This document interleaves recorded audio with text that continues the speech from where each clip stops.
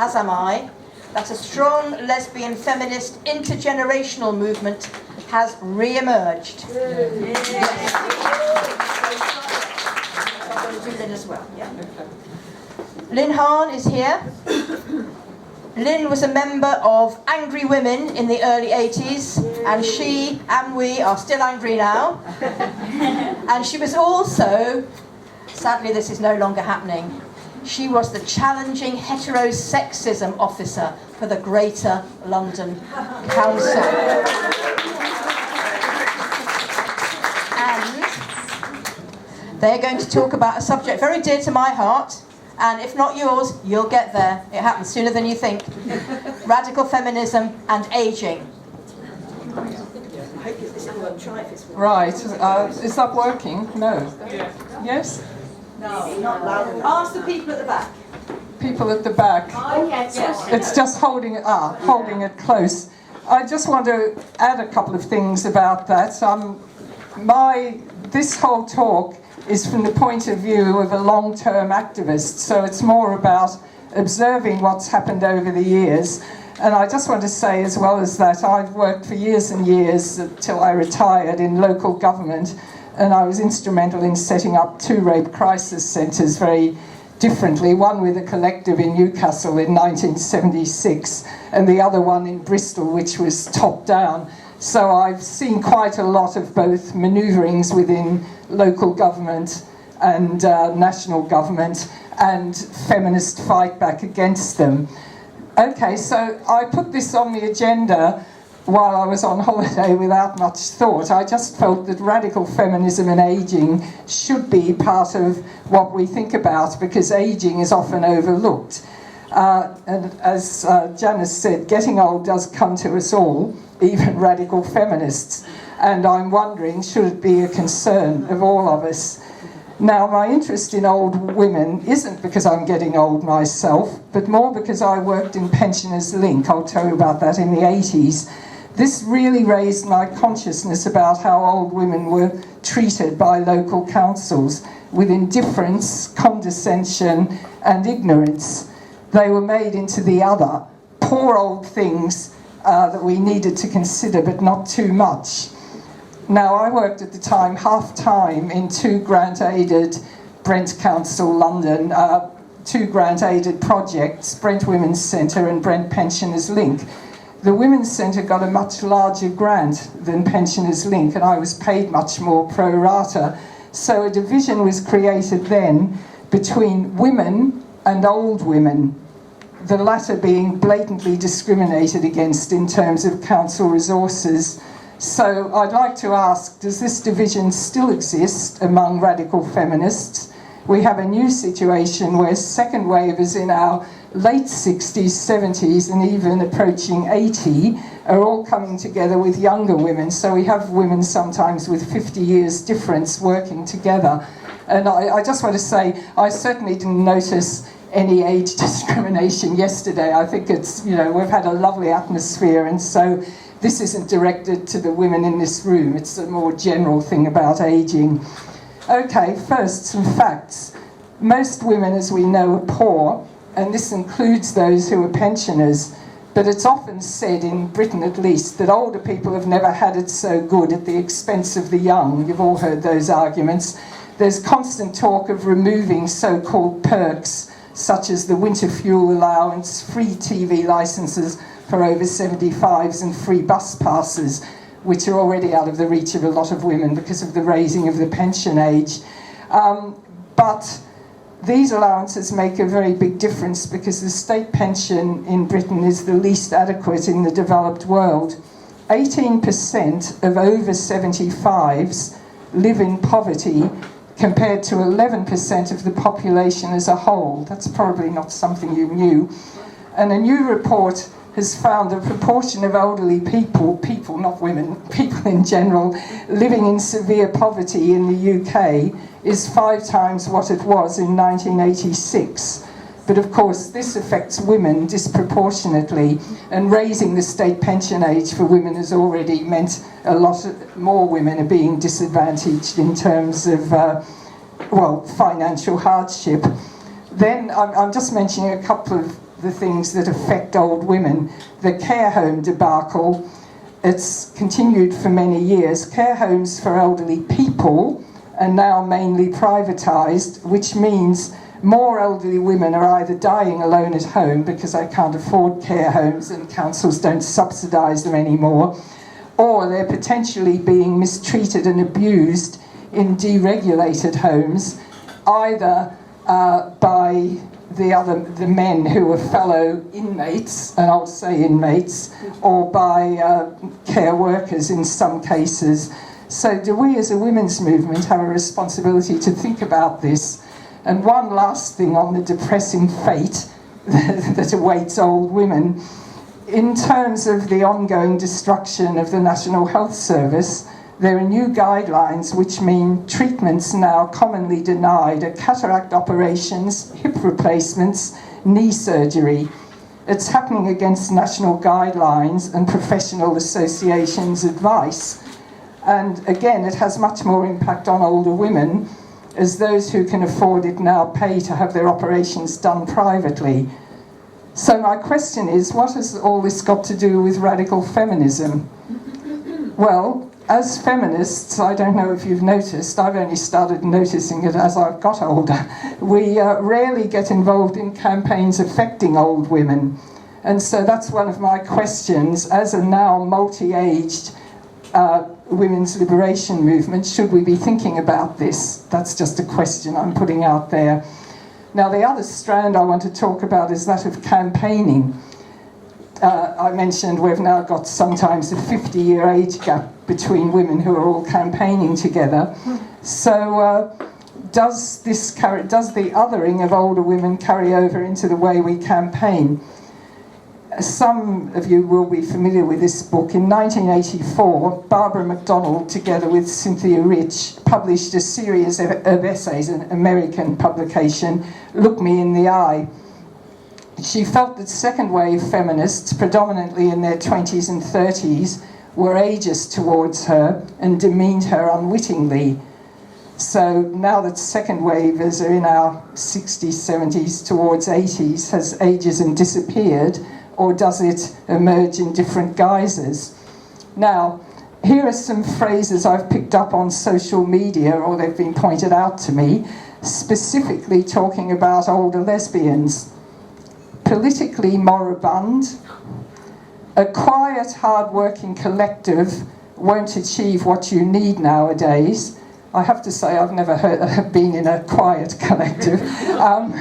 Sleepwalked lesbianism into oblivion. Faceless organisations are not going to change hearts and minds. There are so few lesbian feminist celebrities and role models, we need more. Now this comes on, and these are strictly my own observations. I think they pinpoint one of the problems of social media and the way differences have emerged in campaigning. Obviously, social media is extremely helpful. Joe talked yesterday about we can network globally as never before, and the WHRC has done that. We have instant filming and blogs as this is being filmed. We have instant information passed on. However, the comments above reveal a total misunderstanding of what we actually achieved in the women's liberation movement of the 70s.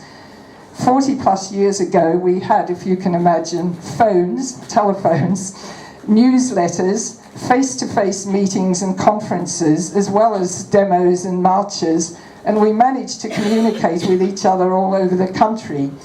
We did direct action appropriate to the context of that time, spray painting, gluing up the locks of pawn shops, tackling men directly in the street, going up to them. This was something we did, pinching their bums and saying, "Give us a smile, darling." I don't know if we could do that now. We certainly did. In Newcastle on Tyne. Sorry, I've lost my place. So there are a very large number of us around now who were part of the women's liberation movement throughout those times.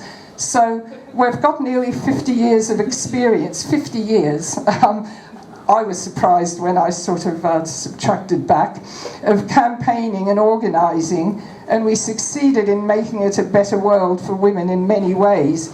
We brought you all know, we brought male violence against women to the forefront, created rape crisis centres and refuges, brought our ideas into schools and youth services, entered manual trades. We have knowledge, and this is important, of how to operate in local government, how to talk to politicians, and how to challenge institutions. Sandra McNeill reminded women at the rally after the wonderful Lesbian Strength March 2 weeks ago in Leeds that the word lesbian was reviled only 30 years ago. Lesbian mothers lost their children, lesbian teachers lost their jobs simply because they were lesbians. My point here is that we had to create all the stuff, this is all the stuff that's going on now, wiping it out. We actually had to create it. It wasn't there before the women's movement started creating it, and that's the sort of central point I'm making. And my feeling at the moment is that sometimes, not always, sometimes our experience is discounted. We get told we're living in the past, it's different now, our methods didn't work. And I'd like to suggest that one thing we've lost that we had was collective working, where we swapped, and this picks up on what Linda said about activists need to get out there and do this stuff that researchers has found. Sorry, you know what I'm saying. We've lost collective working where we swapped ideas, where every woman was as important as every other woman and given the opportunity to develop her skills and do her bit in changing the world. And I think the reason we sometimes ignore and discount this is ageism, and we need to rethink how we organise as a women's movement so we can become powerful again. And the problem isn't so much social media, it's how we use it. One of the things I see, and it really irritates me, the way it's set up encourages individualism. My observation is that some women use it to hero worship or elevate other women as though they're pop stars or celebrities. And I'm not saying this against the very enterprising women with a high profile, because I think they do a hell of a lot of good things. I'm talking about the way it's treated and the way a lot of women just sort of say, oh, that's great, and don't go on and do anything themselves. And I also think discussing political strategy on social media doesn't work particularly well, as you just get either a lot of opinions or random thoughts. I do contribute to this, or some women deferring to others, and unresolved disagreements. So what do we actually do in terms of achieving anything coherent? And I just want to mention Magdalene Burns. She had no truck with being a media celebrity. She didn't want to be put on a pedestal, but she exhorted women to act. She said, don't preserve, well, her lover said at the rally last 2 weeks ago, don't preserve her as a martyr, but take up the mantle, put yourselves out there and act. Now, I just want to finish by mentioning Lesbiana. Some of you will be aware of this. Miriam Fouger's wonderful Lesbiana, A Parallel Revolution. She made it in 2012. It highlights the difference between collective organising and what happens now. For those who don't know, it's a spoken memoir of a large number of women, really large number of women, aged 65 to 90, about what the women's movement meant to them. Miriam travelled around the US and Canada interviewing women, and it's intercut with photos and videos of them when young. Here are some quotations. Such a feeling of power for that sisterhood. Many political breakups, we argued out our ideas, the confrontations were not always joyful. But the point is, women talked, women evolved strategy together. Okay, and we wanted to break free of patriarchy, live beyond its narrow definition of women. And my very favourite, even if we weren't lovers, we were in love with each other, in love with ideas, and in love with what was possible between women and what was possible in the world because of women. And they also, someone highlighted the importance of collective writing, anthologies of the time such as Nice Jewish Girls, For Lesbians Only, The Coming Out Stories, This Bridge Called My Back, and there are many more. We have some in the UK as well. They're in my talk, I won't mention them. So what I'm saying is, in the women's liberation movement, there was an excitement, a collectivity, a spontaneity, and a real sense of creating a new world together, and also a sense of continuity. And the Lesbian Strength March, which I refer to, I'm almost finished, had a very good representation of women of all ages. I was a bit surprised to see the number of older women on the march, plenty from 70s women's movement. I think it's because we were reminded of the headiness of those days and saw the importance of trying to recreate them. It was also reflected in the planning and at the rally. Just one quibble, I saw it represented somewhere as women of all ages from 20 to 70. Okay, so what happened to those of us who are over 70, some by quite a few years? It's just a small example, and I do it myself, or I did till I was 70, I would have said that. It's a small example of the ageism we absorb, not being able to imagine there are women amongst us who are over 70 and still very much active with plenty to offer. Another woman said in Lesbiana, people talk differently if they're 20, 30, 50, 70. What's great now is that 70 plus lesbians keep talking. This is something new in history. I've got one quote to end with. I can't resist this, from Germaine Greer in that interview with Kirsty Walk about transactivism in 2015. Here's what she said.